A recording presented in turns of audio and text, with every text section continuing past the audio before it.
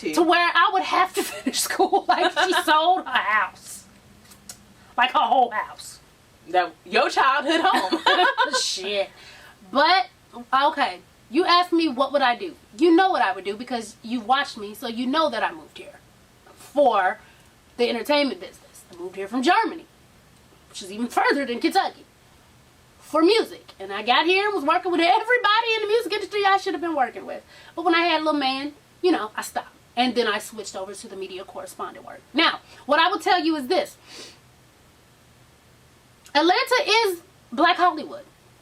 Okay? It definitely is. If you come here with a plan and you on your plan, you do what you got to do, and you, as a black person, you can be flourish. Successful. You can. But just like how people feel like if they move out to actual Hollywood, that all they got to do is move out there, they're going to get they, you know, the opportunity. The big break and stuff it's like not that. as easy. Okay, you definitely got to put work in. And Atlanta is crabs in a fucking bucket barrel, whatever. It's the same It's like shit. Kentucky. Okay, so it's like it's the same. It's who you know. It is who you know. It is. Because to believe it or not, me and her both are in the entertainment industry. You get what I'm saying?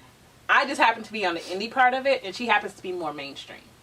And I came in green. I did not tell anybody my connections to my sister because I didn't want to do that. Even though I should have. I really should. Looking back, I should have been like, you know who I am? But I wanted to do it on my own clout. And doing it on your own clout and trying to build up something from scratch, especially in a new area that you don't know, it's fucking hard. It's hard. It's hard. If you're not ready for grinding long nights, if you're not ready for disappointment, if you're not ready to be overlooked even though you know you're qualified, if you're not ready for all of that, and especially with you not wanting to be realistic, because at this point you do have to be realistic. That was the part I was like. You have to be realistic, especially trying to come down to the entertainment business. Mm-hmm. Because you want radio personality. You got to go to a radio station that actually has accredited spins. You don't want to go. It's probably not going to happen. Let me and I don't mean to bust your bubble, but as far as being because that's what I was going to go into after a while. But the thing is, radio personalities kind of at a radio station, 9 times out of 10, they've had them same damn personalities for at least 10, 15 years, and they may rotate from different radio stations, but 9 times out of 10, you ain't just hearing a completely different new person that didn't popped out of nowhere. And why? It's because when people get a radio, they stay there. So it's hard to bring you in when this nigga won't leave. You see what I'm saying? And then you also got to, like, I was at a radio station, and at some point in time, our personalities did not clash. Like, you really have to look at the whole context of it. Like, if you want to be a radio personality, you now have to deal with other people. And you have to make sure your personalities sync up, because now you have to be entertaining. Even if you look at 107.9, Ricky Smiley Morning Show. All of them mesh. Even though there's points of contention with them at some point in time, they all mesh and they're all entertaining. If you don't mess with your people that you're trying to work with, you're not going to be entertaining. Also, you want to be a media correspondent. It's not that easy just to pop up and be like, hey, here's my references. You know, let me be on the red carpet asking people questions for you.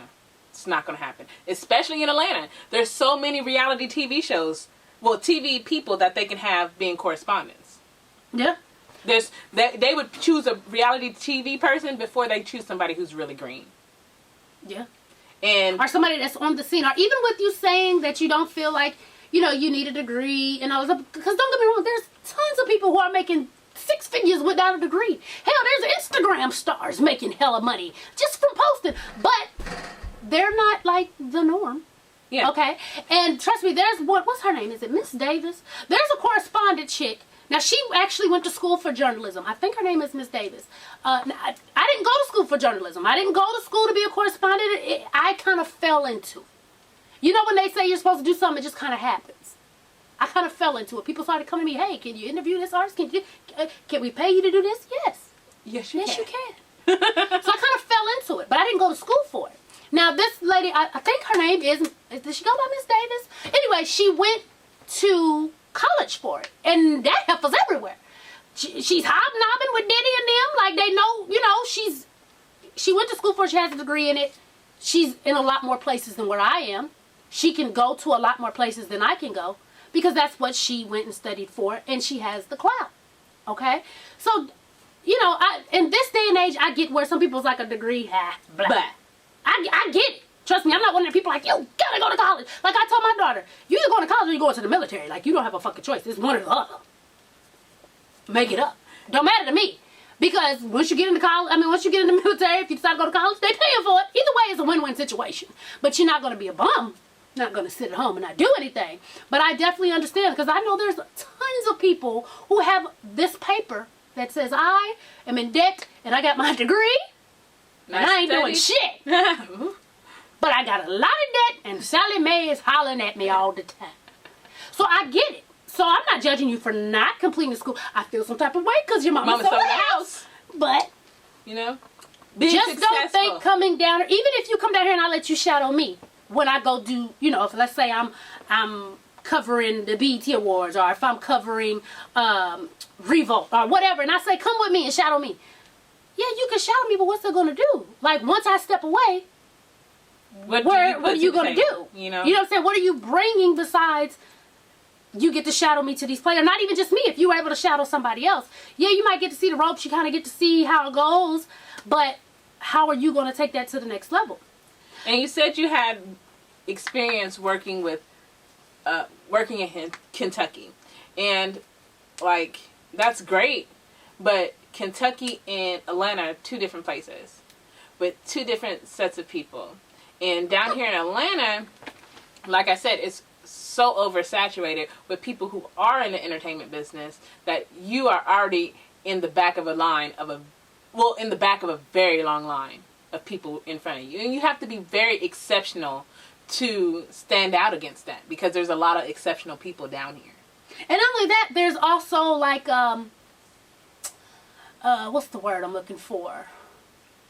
Seniority. Because I won't say any names, but there was some stuff that I was doing. And there were some people who were very happy being behind the camera. And once I started doing it, and I started getting called to do more, they got a little jealous. Threw their weight around. Well, I've been here longer. And guess what? My ass was out. And their ass was in. Because they've been there. So even if you're in it, it's still shady stuff that goes on in the business. It's politics. Trust. It's politics. So it really is like, you could be working hard. Like I said, I did my thing. Like, I did my thing. I showed up, showed out. People was there to show up and show out with me. But because this person started getting feeling some type of way, now all of a sudden they want to come from behind the camera, in front of the camera, and they've been with that particular company way longer than I have. So guess what? Guess who was out? I was out. Because that person wanted to be in.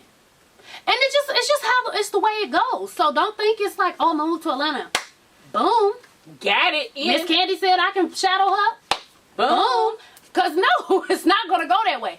You have to be realistic when it comes to things like that. When it comes to your imagination and being creative, then I can understand what you're saying. But as far as being realistic, sometimes, baby, you got to. Yeah. Especially now, you out of school, you trying to move by yourself somewhere.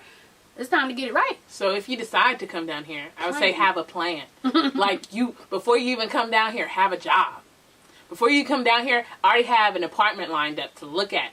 Come down here a couple times, because it's only 7 hours from Kentucky to Atlanta.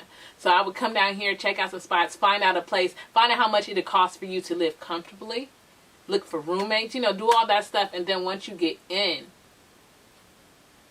here and settle and have your stuff going to where you're making income, to where you are able to pursue your side passion or your purpose, then go do that. But just don't come down to Atlanta with $1 and a dream, baby.